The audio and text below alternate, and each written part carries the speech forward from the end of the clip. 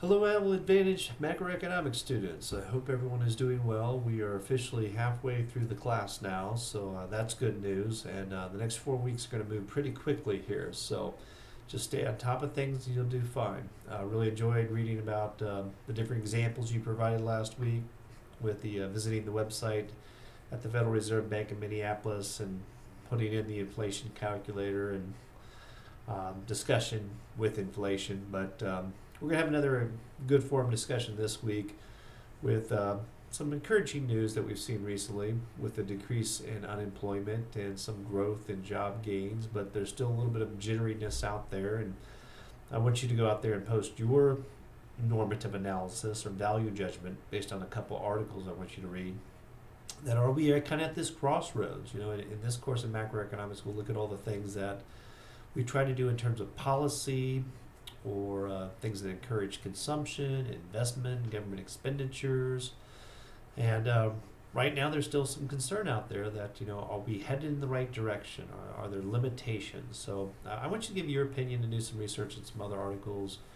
How confident do you feel? One of the articles I'll ask you to read is about the middle class. And does the middle class feel like they're better off now? Are they worse off?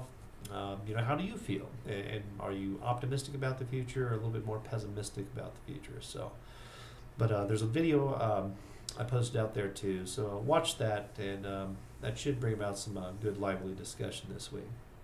So for this week, continue with your regular quiz. You're also going to have your 2 chapter readings. We have chapter 25, and we're also going to have chapter 24. Chapter 24 starts off with the aggregate demand, aggregate supply model. They talk about Say's law, that supply creates its own demand, and Keynes, that kind of demand creates the supply. So a little bit different schools of thoughts, classical versus Keynesian, the textbook briefly touches on. But most of this chapter deals with the aggregate demand, aggregate supply modeling. That is, they start off with the aggregate supply curve. When we look at these curves, this is not a single market. This is the entire market in the United States. And when they have we have the vertical axis there, they have what we call a relative price level. And on the horizontal axis, I want you to think of that as our GDP or output. So when we're looking at these things, they'll have an upward sloping aggregate supply curve. And this, there can be short run movements that kind of get us to that potential level of output. That's kind of what our forum discussion is talking about too. Everything kind of looks like we're on that potential to go to the full employment output, but is something going to hiccup along the way?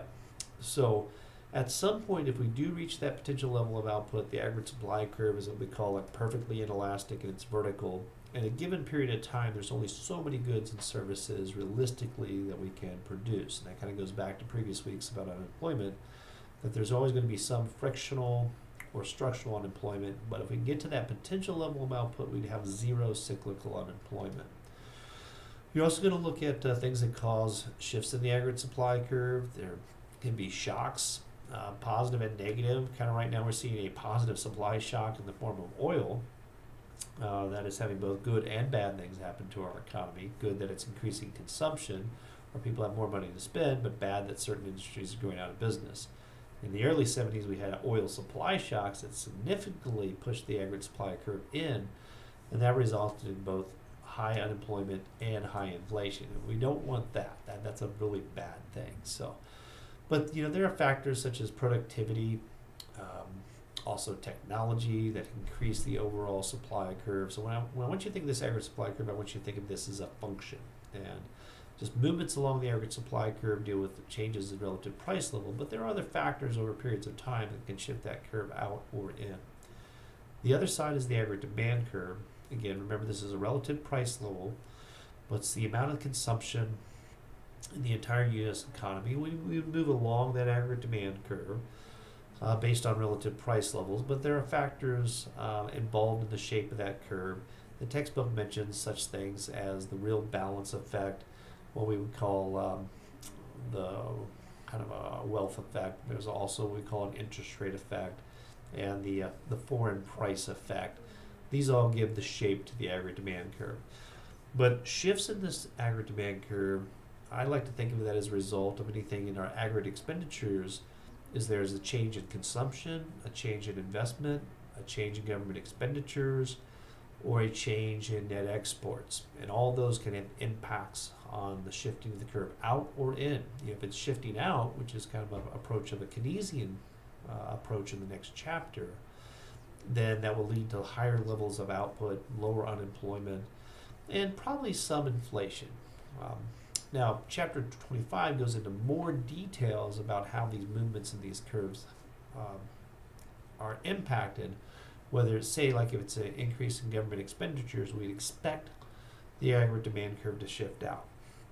Or if it was a decrease in aggregate expenditures, government expenditures, that would be a shift in the aggregate demand curve. And we expect, production to slow down, or consumption, both at the same time. So they discuss in this chapter is called the spending multiplier, and essentially that's 1 over 1 minus the marginal propensity to consume, or sometimes referred to as 1 minus the marginal propensity to expend. So the idea is that if the government goes out and spends $1 million on some jet fighters, well, whoever receives that income decides to save so much of that income, and they go out and they spend the rest of the income. And say if they only save 10% of that, well, they're going to spend 90% on something else. And that person that gets that 90%, they save 10% of that, and they spend the difference. And that cycle keeps repeating itself over and over again. That shifts that aggregate demand curve outward. So if the marginal propensity to consume was 90%, that would be 1 over 1 minus 0.90, and that would be 1 over 0.10, and that would be a multiplier of 10. So if the government spent $1 billion, in theory, it would have a potential impact of $10 billion to the national economy. And we want to continue to shift that curve out until we reach that full potential level of output. Because if we get beyond that, and the aggregate supply curve is perfectly vertical, the only thing you're going to do is just keep on pushing up the price level at some point. Okay. Well, that was a summary of what your readings are going to be this week. But do email me if you have any questions about the homework problems or the chapter concepts.